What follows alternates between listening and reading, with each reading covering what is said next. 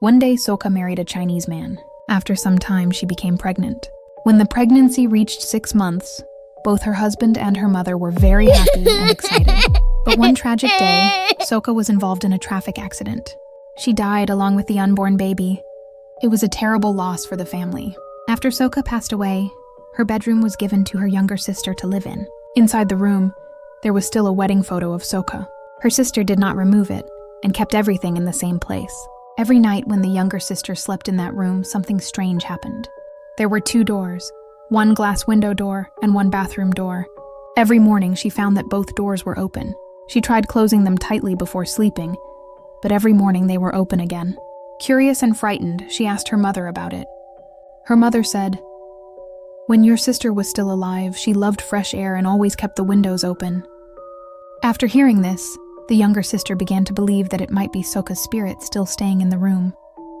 In the house, there were 3 to 4 adults and several children living together. One evening, her brother-in-law called and asked her to go pick something up. She went out, but the road was very crowded, and she did not return home until around 8 p.m. When she arrived, she felt strange. The children were sitting outside the house instead of inside. Before leaving, she had clearly told them to stay indoors and not go outside. She asked the children if they had eaten. They said no. Then one of them said, "There is a sound inside the house coming from Auntie's room.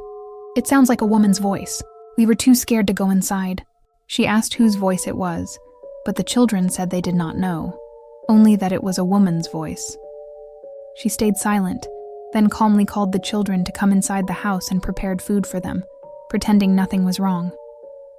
Later, one of the nieces asked Soka, "Sister, are you afraid of ghosts?" Soka replied honestly, "Yes, of course I'm afraid." Then the niece said, "There is a ghost in the upstairs room." Hearing that, Soka became very scared. She quickly said, "Then tonight we will all sleep together in Auntie's room." She continued doing normal things, cooking food, acting calm, and turning on music to help everyone feel less afraid. There were many children in the house, so she tried her best not to scare them.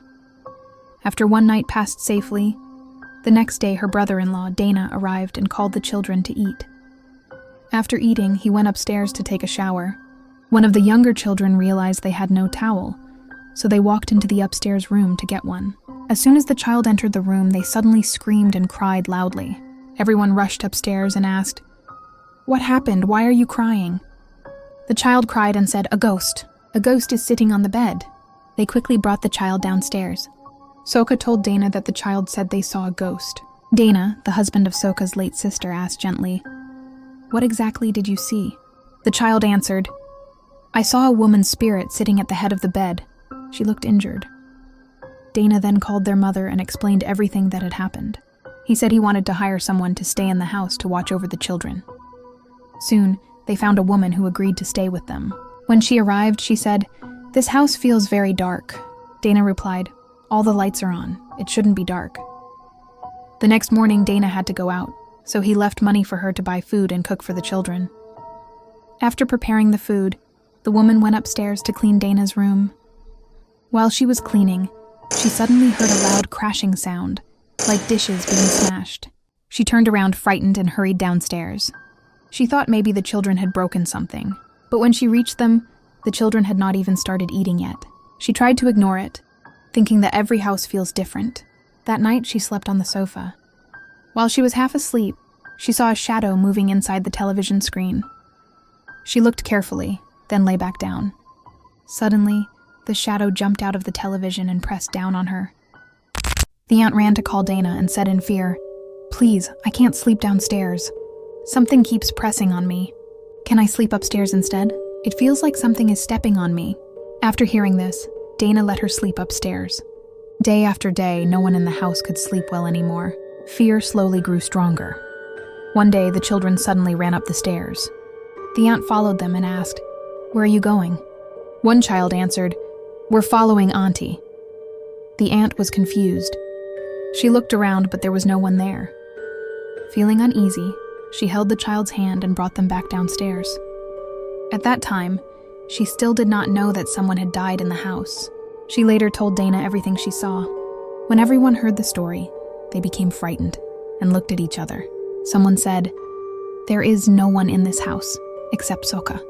Dana quickly changed the subject, saying the children were probably just imagining things.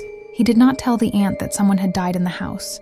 Later, he told his mother, "Mom, you shouldn't come here. Sister Soka's spirit is very strong." The next day, Dana's niece came downstairs to get a book. While walking past the kitchen, she saw the house helper washing dishes. She didn't say anything and went back upstairs. Later, Dana asked her to go buy something for him. She replied, "Let the helper do it. I'm studying." Dana looked surprised and said, "She's not here. She went out with my sister-in-law at 3 p.m. The girl replied immediately, "No, I just saw her washing dishes." Hearing this, Dana became very worried and told his mother again. They decided they must seek help from a spiritual teacher. They went to see a teacher who said, "The spirit is not attached to any body. It is wandering inside this house. There is no easy solution." The teacher blessed the house, sprinkled holy water, gave red threads, and performed rituals. But the spirit still did not leave. Finally, the husband of the late sister went to a Chinese temple. He brought his wife's full name and birth details to the temple and performed prayers for 7 days. But even after that, the spirit of his wife continued to follow him, even to his workplace.